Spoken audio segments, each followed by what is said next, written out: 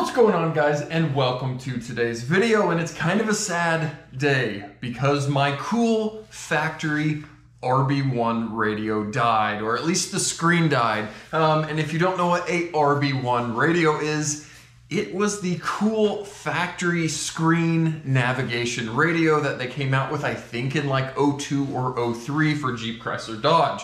Now, if you guys have watched the channel for any amount of time, you know that I really enjoy factory upgrades, you know, adding fog lights to things that didn't have it, or, you know, automatic headlights, all these weird factory options that maybe this specific vehicle didn't come with, adding those to it just because it's kind of cool, or adding options to a vehicle. So that's what I did with this. This originally had just a normal radio, CD or tape or whatever. I had added the RB1 radio. Now, is it up to date and usable? That's kind of debatable. You know, the last map update I think was in 2012 for these things. So you're working on 10, 11-year-old map or NAV database. So yes, it's very outdated. No, it's not touchscreen. It's just kind of old. But the fact is, it's factory OEM looking because it is, and that's just what I really like. OEM plus, if you will. So that's what was added, and I've been using it.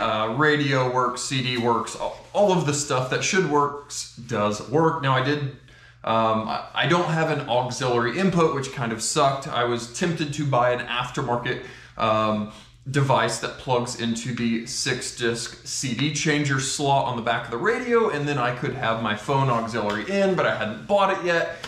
And I'm glad I procrastinated, because the first day that we kind of got warm or above freezing, the screen went black. And I had never seen it do that before. It kind of glitched out a few times, went black. Once it got cold that next morning, the screen worked again, but again, once it warmed up outside, the screen went black. So we've obviously got a temperature issue with the screen. Is the circuit board connection poor? Something is happening in the radio causing my screen to go black. Yes, we could take it apart and see if we could solder connections and figure out the issue, but that was enough. It's time. I had to upgrade this thing. But that in lies my issue. I absolutely, and I'm going to anger a lot of people here, I really despise aftermarket radios. I like the look of a factory radio, even if it's dumb and old and doesn't do a lot of things that a modern radio would do. So that kind of inlied my issue of looking for a factory looking radio that would do modern things, that wouldn't look goofy, a big huge tablet on the screen. There's a bunch of aftermarket companies that make big huge you know, tablets that go up on these that are built for it, but man, I just like the look of factory. There's a bunch of aftermarket bezels to fit a big huge double din, but again, that's not really factory, and me being OEM plus, I wanted something factory OEM plus. Hunting around online, and I think I found it. So let me show you guys what I got here. This is not a sponsored video, so I can talk as openly as I want to. I spent the $279 that this is on eBay for. Let me even try to find the name of this thing. This is the, no name. This is just the Asher Intelligent Car Entertainment System. Now, I'm sure this is just a generic box, but the thing that is very cool about this radio is the fact it looks almost identical to the old RB1 NAV radio. I mean, it's got a screen, we've got a couple of knobs and buttons, and even just the plastic is very factory looking. It's not chrome, it's not shiny, it just looks like an OEM head unit. And that's, when I found this, I knew this was the one I wanted. Again, yes, this is a teeny little 5-inch screen. In the world of modern vehicles, that is absolutely tiny, but the fact this fits in the factory bezel with the round corners and is going to look OEM plus, that was enough. I know I'm compromising here with a small screen, but the fact this has Android Auto, Apple CarPlay, and wireless at that is very cool. Now, yes, this is just an Android head unit running some emulators, the Z Tune, I believe, for the Apple CarPlay Android Auto, but still has an AM/FM tuner. Yes, there's no CD, obviously, but again, that's kind of a dying thing. Now, there are just an absolute massive amount of cables that this thing came with. Obviously, plug-and-play adapters to go from the radio to the factory Jeep wiring harness. It came with the old style and the new style for older Jeeps and the slightly newer. We've got a harness to add 20 different cameras here. We've got sub out, front camera power, just an absolute ton of auxiliary in and out for video, audio. Here is a video input. I mean, you've got a ton of options here. The next harness is a harness for, again, camera power, backup camera, steering wheel switch control, rear camera, accessory, brake switch, reverse signal. I mean, just all the things. And again, I'm not an aftermarket radio guy, so all of this is very normal to everybody, except for me, who never messes with aftermarket radios. You've got a cable here so you could plug into the back of the radio and then have 2 USBs. I assume these aren't just power. I'd assume these would be data for auxiliary in, but you've got a ton. Now, I don't really plan on doing the USB since it does have wireless Apple CarPlay, Android Auto. I don't really need to plug in. So again, most of this stuff in my application won't be used. We've even got an antenna adapter from the older style to the newer style, depending on the vehicle. So yeah, it's got a bunch, and it has a little user manual in there, obviously, and we do have GPS antenna, since this is has a little Wi-Fi antenna on the back and GPS antenna, and then last but not least, a wired microphone if you don't want to use the built-in mic on that radio.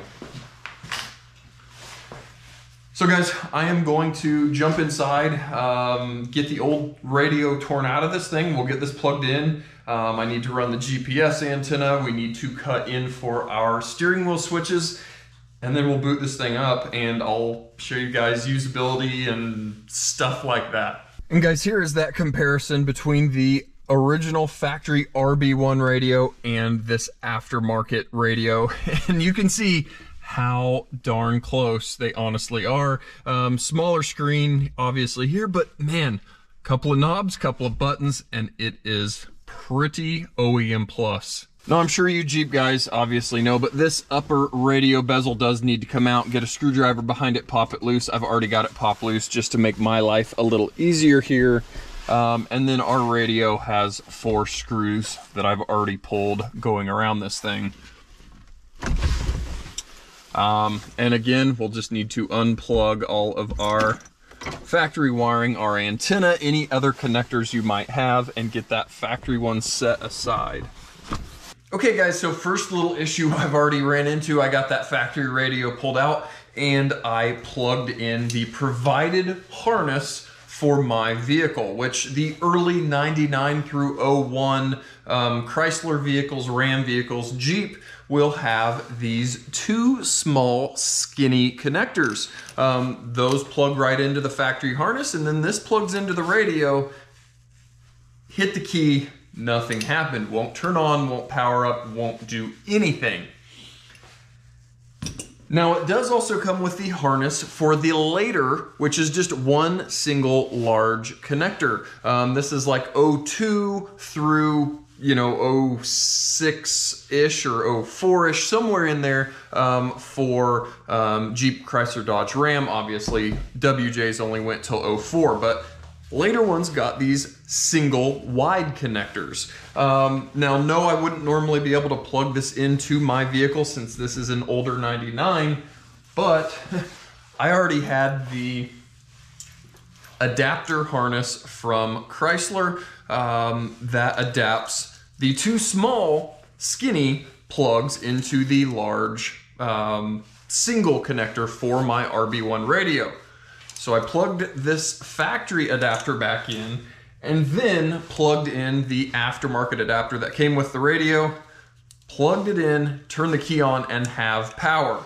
So basically what that means is something is pinned incorrectly in this harness. Now I'm gonna take the time and look at pinouts and figure out which one. Unfortunately not. Now, could the company potentially resend one of these that's the correct one?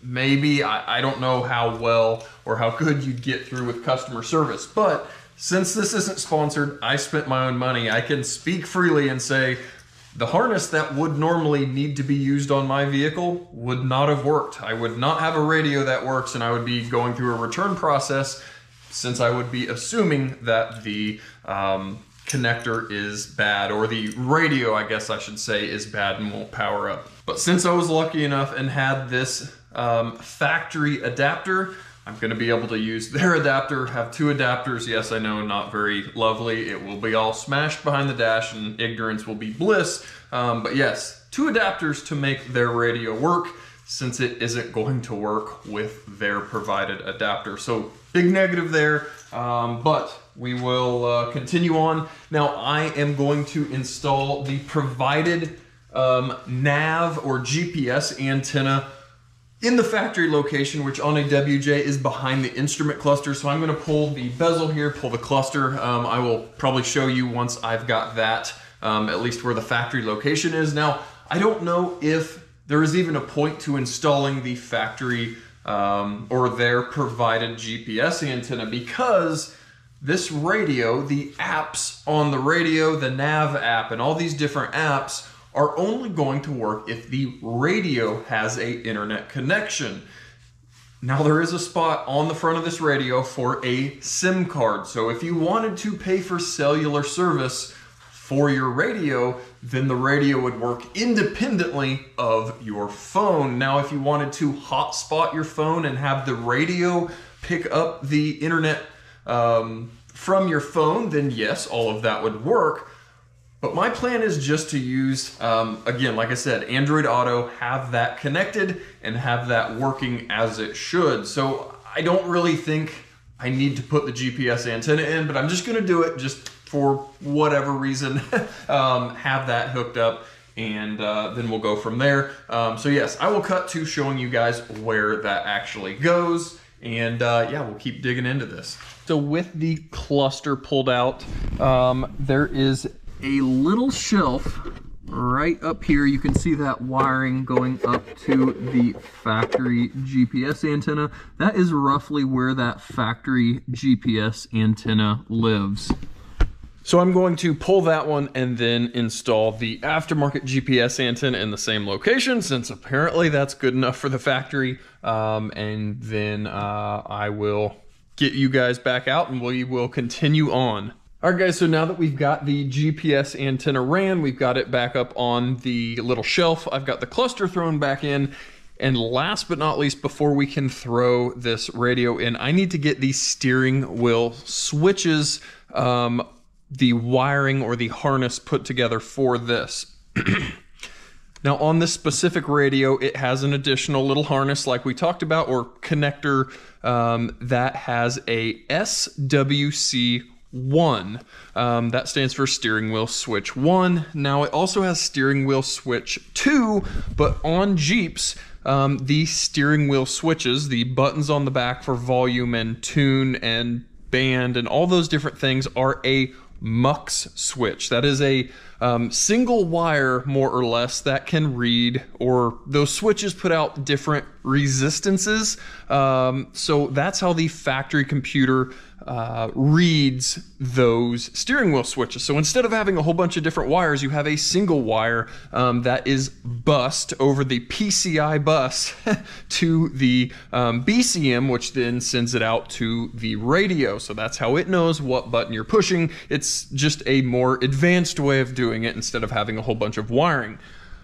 But that leads us to needing to kind of make a harness for the steering wheel switches. There is a factory wire that plugs into the back of the radio for the PCI bus but we cannot put the PCI bus wire into our steering wheel switch. That's just a different thing. So we've got to go all the way back to the steering column or the clock spring so we can grab the steering wheel switch or the MUX switch resistance wire out of the clock spring. Now down here, once we have our steering wheel shrouds off, we have two connectors out of our clock spring. Now obviously different vehicles are going to be different. This is a WJ Grand Cherokee, but it will be similar-ish for your older Jeep Dodge Chrysler vehicle, so you may have to do some searching online to find which exact wire and go from there. But this, at least on this 99 Grand Cherokee, I'll at least show you so you have kind of an understanding of what you would be doing. So like I said, our steering wheel or our clock spring connector, we have a yellow one here for our airbag, and then we have a secondary one for the horn, the front steering wheel switches, the back steering wheel switches, all of that is bussed or muxed through these different wires. Now, on this specific Jeep, pin 3 is a red with yellow tracer, and that is going to be our steering wheel switch 1. So I've already pulled the tape back, I've cut the wire and stripped it so I can connect it to our aftermarket harness. So basically I will have this plugged into the back of the radio. I need to run my new wire from the back of the radio into my steering column area, connect it under the steering wheel there, put everything back together, and then we'll have that steering wheel switch signal to this aftermarket radio. Again, this is probably very normal for all these aftermarket radios. I just have never done aftermarket radio stuff. So it's very cool to me that we can still keep those factory steering wheel switches working. And again, it just kind of adds to the OEM plus side of things. So I'm going to connect those wires, run my wiring, zip tie it up all out of place. And again, I will cut back in and we'll hopefully be sliding the radio in, and we should be able to key this thing up and play with some of the functionality. All right guys, we've got everything hooked up and put back together. We got the wire hooked back up to that steering column or the clock spring wire that we talked about. We got the GPS antenna hooked up. We've got both of our harnesses, the factory antenna plugged into the back of the radio, which it does come with a little harness if you have a different style. So everything is hooked up to this, and the factory bezel's back on. Everything is back in place. And guys, there is how this thing looks. Sorry for the super bright lighting, but that is my very OEM plus looking head unit. You know how it fits with the factory bezel. I just like the look of factory stuff, and that is pretty darn factory. I mean, if you didn't know that wasn't supposed to be there, then you would assume that is just a factory older small screen nav radio. But when we turn the key on, we have all of the modern day stuff here. Ooh, that screen looks super washed out in the GoPro, but in real life it's not. Golly, that looks super bad. Let me see if I can find a slightly better angle. Okay, turn the brightness down so it's a little less washed out. In person, this is a very beautiful screen. On the GoPro, at least me looking through the lens here, or on the screen, it looks super washed out, super kind of white, but in person, it looks very, very nice. Again, you've got all of these apps that would normally, I believe, need, you know, a internet connection. So, I mean, you know, Google Chrome, all of that stuff, I don't think is going to work without a internet connection. I believe, yeah, YouTube on here. Now, again, a lot of this might be working right now because I am sitting at home, and it is probably connected to Wi-Fi, potentially through my phone. I guess I'm not really sure. I guess, you know, settings here, we can go into Bluetooth, and I've got my phone connected. I made sure I could get it paired really quickly. Now the issue I've already found here is the Android Auto. I just recently got the brand new S23 Ultra, brand new Samsung flagship phone. Super excited to use it with my cool new radio, and it won't really connect, or it will connect to Android Auto, but it won't go through all of the permissions. You get stuck on a permission screen. Thought it was super weird, and then I grabbed my older Note 8. This was my previous phone, and it connects perfectly and quickly. So I can throw up some, pictures here of Android Auto running on this radio, so you can at least see it does work wirelessly. It's very cool. Google Maps, YouTube Music, all of that stuff works fine.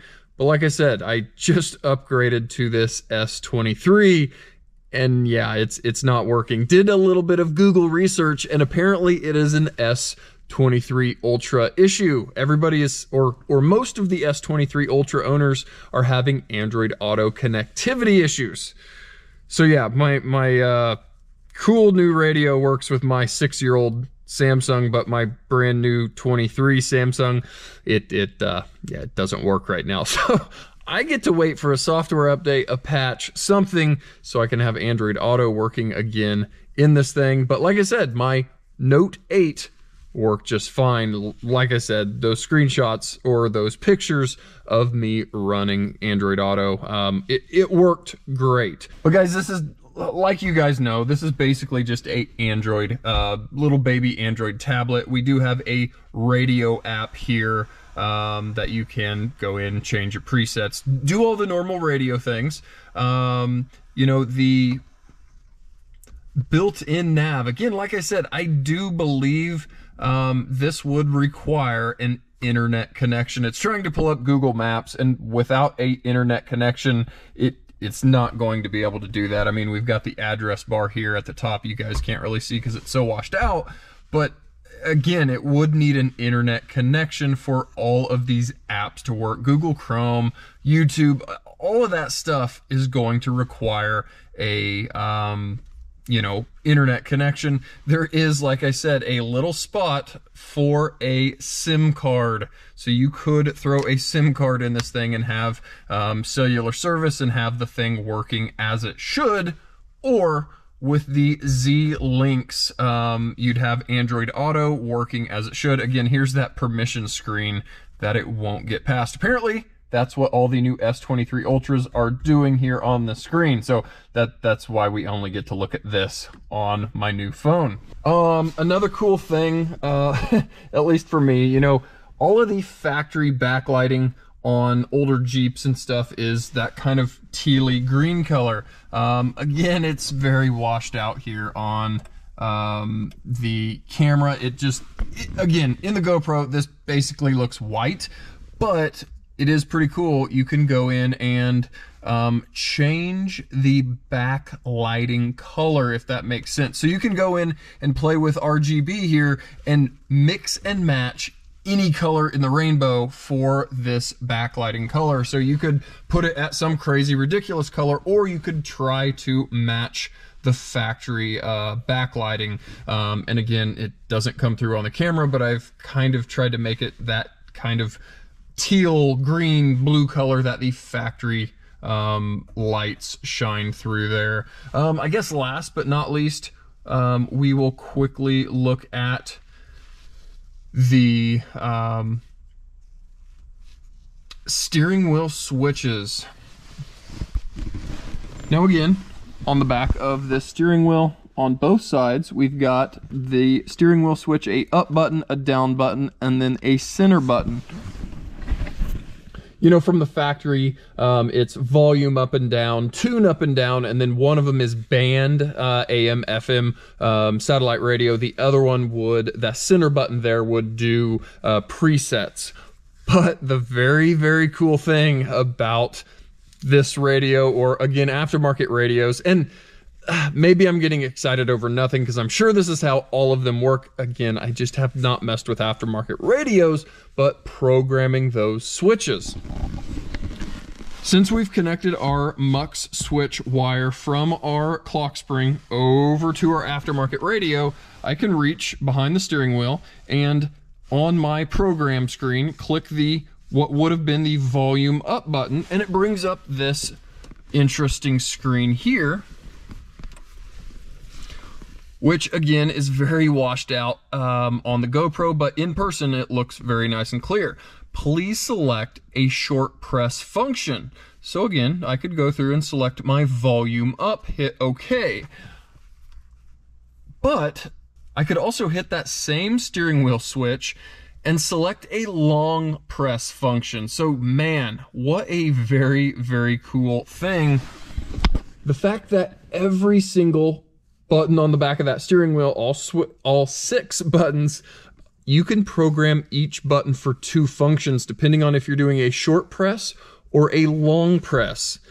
I don't know, mind blown to me. Such a cool thing that, again, all that program, all that adjustability is there, you know. So instead of just volume up and down in the center being band or AM, FM, I could have that center button set to answer the phone with a short press, and then with a long press, hang up the phone. I don't know, just super cool OEM plus functionality. When you're adding phone controls to your factory 99 Grand Cherokee steering wheel switches, come on, that's super, super cool. I don't know, maybe I get excited over dumb stuff. But again, quick press, I'm gonna hit the what was volume down button. It pulls up my screen so I can go through and select, and again, I'm gonna go back to volume down. Boom, that's set. I'm going to hit that center button here on the back, which I want for a, I'm gonna do phone answer, if I can find it here. So yeah, we're going to answer the phone with the center button, and again, center button again, we are going to set it for hang up. So with a long press, you could hang up the phone. So again, back at any menu screen, I should be able to, yeah, hit the steering wheel switches and have the volume change. The phone button pulls up paired devices. What a absolutely cool thing. Well guys, hopefully that was kind of interesting. I'm sure you guys have done way more aftermarket radio stuff than I ever have. Again, it's 2023 and I'm putting in my first aftermarket radio. I'm such an OEM, you know, person that I really, really dislike the looks of aftermarket radios. And when it came down to my screen finally dying on my old RB1, that's when I finally started looking, and I guess so far I am happy with this thing. Again, new phone issues on pairing to the radio. I wish I could show you guys the Android Auto functionality side of things, but again, you guys have probably used Android Auto or Apple CarPlay. It works the same in my, you know, brand new TRX as it does in this now 99 Grand Cherokee. Super smooth functionality, everything seems to flow. The beautiful graphics of Google Maps on the screen, it honestly, even on that little baby 5-inch screen, it looks very, very nice. I guess one last thing, there are a ton of aftermarket radios, even with the little round-edged bezels that would fit in a factory older Jeep, Chrysler, Dodge. I ended up picking this $279 version because it had slightly more RAM. So be careful if you're just looking on eBay, on Amazon, whatever. You kind of need to be looking. Like I said, this one, there were the exact same faceplate radios on eBay for $199, but they only had 1 gig of RAM. This one supposedly has 3 gigs of RAM, or if you go into the About System information, it shows 3 gigs of RAM, 32 gigs of memory, versus those base or those smaller, cheaper radios only having 16 gigs of memory. So I was kind of hopeful spending a little bit more money was going to potentially improve the smoothness or functionality of the radio. 1 gig seems extremely lightweight for a Android-based operating system. Maybe it would work fine. It's just a radio doing typically 1 software or application at a time.